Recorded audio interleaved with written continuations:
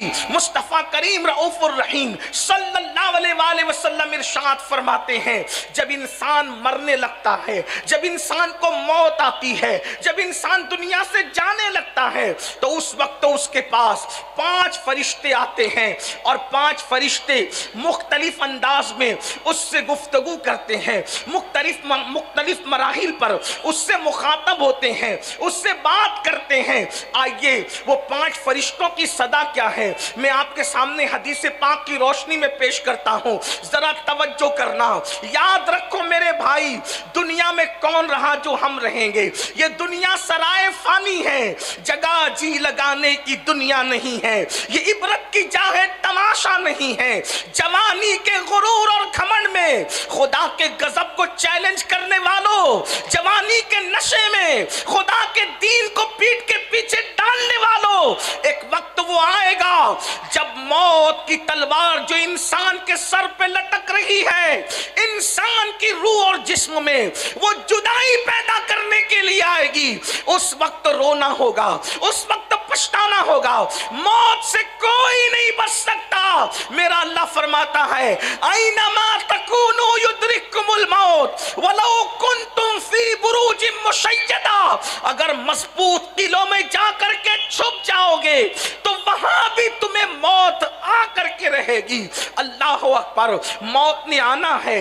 ہم نے آخرت کو بھلا دیا، آخرت کو فراموش کیا، اسی لیے گناہ پر جری ہو گئے، جھوٹ بولتے ہیں، جھوٹ کو گناہ بھی نہیں سمجھتے، جرائم کرتے ہیں، جرائم کو گناہ بھی نہیں سمجھتے۔ آئیے اللہ کے رسول صلی اللہ علیہ وآلہ وسلم کا فرمان سنیے اور سوچئے ہمیں کس گھاٹی سے گزرنا ہے، کس منزل سے گزرنا ہے جسے موت کہتے ہیں۔ موت وہ کیسی گھاٹی ہے، وہ کیسی گھاٹی ہے، اس کا حال کیا ہے؟ آئیے پہلے تو میں آپ کے سامنے یہ عرض کروں کہ موت آتی کیسے ہے، موت کیسے آتی ہے۔ لوگ سمجھتے ہیں انسان بستر پہ پڑا بڑا ہی سکون سے مر رہا ہے۔ میرے بھائیو اللہ اکبر، اتنے سکون سے انسان نہیں جاتا جتنے سکون سے وہ بستر پہ پڑا رہتا ہے۔ یہ اللہ کی حکمت ہے، ہاتھوں سے، پیروں سے، زبان سے میرا اللہ طاقت چھین لیتا ہے۔ اگر اللہ لوگوں کی طاقت ہاتھ پیر کی نہ چھینے تو جب جانور ذبح ہوتا ہے تو وہ کس طرح تڑپتا ہے، اس سے زیادہ انسان تڑپے۔ حدیث پاک کا مفہوم ہے اگر انسان کی طاقت نہ چھینی جائے مرتے وقت تو انسان جنگلوں میں پاگلوں کی طرح پھرتا رہے، دوڑتا پھرے۔ انسان کی کیفیت یہ ہو۔ آؤ ذرا جس گھاٹی سے گزرنا ہے جسے موت کہتے ہیں، مسلمان ہو کر بھی دین کو پیٹ کے پیچھے ڈالا ہے، مسلمان ہو کر بھی اللہ کے دین کو بھلا دیا ہے، مسلمان ہو کر بھی آخرت کو فراموش کر دیا ہے۔ آؤ آؤ اللہ اکبر۔ حضرت سیدنا عبداللہ ابن عمرو ابن عاص رضی اللہ تعالی عنہما ارشاد فرماتے ہیں کہ میں نے اپنے والد حضرت عمرو ابن عاص سے پوچھا بابا یہ بتائیں کہ انسان کو جب موت آتی ہے تو موت کے وقت اس کی کیفیت کیا ہوتی ہے؟ تو حضرت عمرو ابن عاص فرماتے ہیں اللہ اکبر، جیسے انسان زمین اور آسمان کو سمیٹ کر انسان کے سینے پہ رکھ دیا جائے تو کتنا بوجھ محسوس ہوگا، اس طرح کا بوجھ انسان کو موت کے وقت محسوس ہوتا ہے۔ عمرو ابن عاص ارشاد فرماتے ہیں اللہ اکبر، میرے بیٹے عبداللہ جب انسان کو موت آتی ہے تو یوں لگتا ہے کہ جیسے وہ ناک سے سانس نہیں لے رہا ہے بلکہ سوئی کے ناکے سے سانس لے رہا ہے۔ انسان کی کیفیت یہ ہوتی ہے۔ اور پھر فرماتے ہیں میرے بیٹے عبداللہ تو موت کی کیفیت پوچھ رہا ہے، اگر کسی انسان کے پیٹ میں ببول کا درخت اگا دیا جائے اور اس کو نیچے سے کوئی طاقتور انسان کھینچے تو اس وقت انسان کی کیفیت کیا ہوگی؟ اسی طرح انسان کے جسم کی کیفیت ہوتی ہے۔ کتنی بڑی گھاٹی سے گزرنا ہے۔ کانوں میں ایئر فون لگا کر گانوں سے جھومنے والوں، اللہ کے خوف میں رونے کی بجائے ہیرو ہیروئن کی جدائی کے مناظر دیکھ کے رونے والوں، اپنی موت کو یاد کر کے، موت کی تکلیف کو یاد کر کے اللہ کے خوف سے آنسو بہانے کی بجائے ڈراموں کو دیکھ کر رونے والوں، کبھی تصور تو کیا ہوتا یہ وہ حقائق ہیں جس کو فراموش نہیں کیا جا سکتا، یہ وہ حقائق ہیں جن کو بھلایا نہیں جا انداز سے موت آتی ہے، اور اس وقت تو 5 فرشتے آ کر انسان سے کلام کرتے ہیں، انسان سے گفتگو کرتے ہیں، انسان سے مخاطب ہوتے ہیں، اور کیا کہتے ہیں؟ آئیے اللہ کے رسول مصطفیٰ کریم رؤوف الرحیم غیب دا نبی صلی اللہ علیہ وآلہ وسلم ارشاد فرماتے ہیں، حدیث پاک کا مفہوم ہے، اس حدیث کو لکھا ہے علامہ ابن الجوزی رضی اللہ تعالیٰ عنہ نے۔ آقا ارشاد فرماتے ہیں کہ جب انسان کی روح اس کے حلق میں اٹکتی ہے، اللہ کے رسول فرما رہے ہیں، علامہ ابن الجوزی لکھ رہے ہیں، اللہ اکبر، میری قوم کے جوانوں ذرا تصور کرو، اللہ کے سچے رسول خاتم النبیین صادق و مصدوق صلی اللہ علیہ وآلہ وسلم فرماتے ہیں جب انسان کے حلق میں اس کی روح اٹکتی ہے تو پہلا فرشتہ آ کر اس سے گفتگو کرتا ہے، اس سے کلام کرتا ہے۔ ذرا حضور کی اس حدیث میں توجہ تو کریں، انسان کی روح جب اس کے حلق میں اٹکتی ہے، ذرا تصور کرو میرے بھائیو، اللہ اکبر، نرم نرم گدوں پہ لیٹ کر زنا کی فلمیں دیکھنے والے ذرا غور تو کریں، نشہ کرنے والے ذرا غور تو کریں، حلق کے اندر روح اٹکتی ہے، روح۔ کبھی سوچا مچھلی کا کانٹا حلق میں پھنس جائے تو کیا کیفیت ہوتی ہے؟ روٹی کا ٹکڑا حلق میں پھنس جائے تو کیا کیفیت ہوتی ہے؟ اللہ اکبر، جو حلق مچھلی کا کانٹا اور بڑے لقمے کا پھنسنا برداشت نہ کر سکے، جب اس کے اندر روح اٹکتی ہوگی تو انسان کی کیفیت کیا ہوتی ہو؟ اور اللہ کے رسول نے فرما دیا، حضور نے جو کہہ دیا وہ حق ہے، اس سے نہ کم ہو سکتا ہے نہ اس سے زیادہ ہو سکتا ہے، اس لیے کہ کائنات میں سب سچوں میں سب سے بڑا سچا خدا کی مخلوق میں کوئی ہے تو وہ آمنہ کے لال مصطفیٰ جان رحمت ہے۔ حضور اتنے سچے ہیں کہ ان کے سچا ہونے کی گواہی ان کے دشمن بھی دیتے نظر آتے ہیں، اتنے سچے رسول۔ اللہ اکبر، فرماتے ہیں جب انسان کے حلق میں اس کی روح اٹکتی ہے تو پہلا فرشتہ آ کر اس کو پکار کر کہتا ہے، اے آدم کے بیٹے، تیرا طاقتور بدن کہاں گیا؟ فرشتہ اس سے مخاطب ہو کر کے کہہ رہا ہے، آدم کے بیٹے، یہی بدن پر غرور کرتے ہو نا، اسی جسم پر گھمنڈ کرتے ہو نا؟ اللہ کا فرشتہ آ کر کے کہتا ہے، آدم کے بیٹے، تیرا طاقتور جسم کہاں چلا گیا؟ اور اس کے بعد وہ فرشتہ پکار کر کہتا ہے، آج تو کتنا کمزور ہے، کتنا کمزور ہے آج تو، کہاں گئی تیری فصیح زبان؟ جس زبان کو تو چر چر چلاتا تھا وہ تیری زبان کہاں گئی؟ اور اس کے بعد کہتا ہے، آج تو کتنا خاموش ہے۔ اللہ اکبر، فرشتہ کہتا ہے، آج تو کتنا خاموش ہے، تیرے عزیز و اقربا، تیرے گھر والوں نے تجھے کہاں چھوڑ دیا، تجھے تنہا چھوڑ دیا، تجھے اکیلے چھوڑ دیا۔ فرشتہ اس سے گفتگو کرتا ہے، طاقتور جسم کہاں گیا، چر چر چلنے والی زبان کہاں گئی؟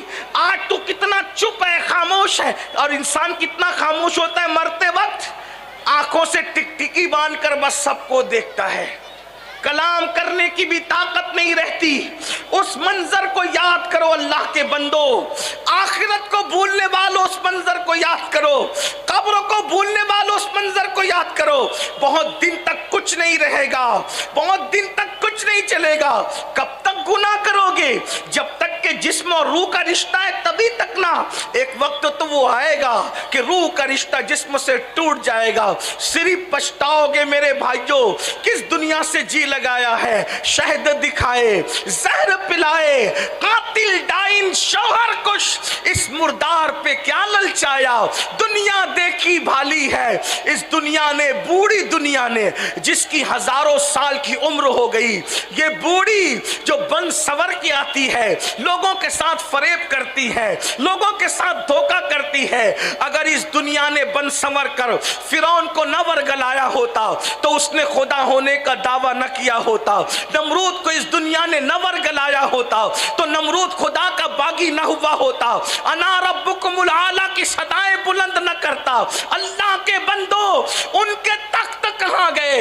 ان کے تاج کہاں گئے؟ ان کے غرور کہاں گئے؟ ان کے گھمنڈ کہاں گئے؟ کہاں گئے ان کے محلات؟ اللہ کے بندو، وہ بادشاہ تھے، آپ اور ہم تو بادشاہ بھی نہیں ہیں۔ خدا کو بھول رہے ہو؟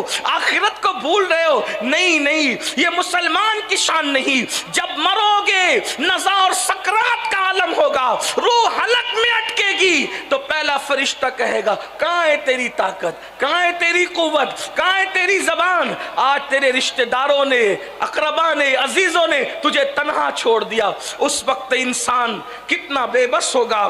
فرشتہ کہتا ہے آج سب نے تجھے چھوڑ دیا، سب چھوڑ دے، بیوی چھوڑ دے گی، بچے چھوڑ دے، سب چھوڑ دے، کون آتا ہے ساتھ؟ کوئی نہیں آئے گا۔ پھر اللہ کے رسول علیہ السلام ارشاد فرماتے ہیں جب اس کی روح نکال لی جاتی ہے تو دوسرا فرشتہ آتا ہے روح نکلنے کے بعد، اور وہ فرشتہ بھی اس سے کلام کرتا ہے۔ اور فرشتہ کیا کہتا ہے ذرا سنیں۔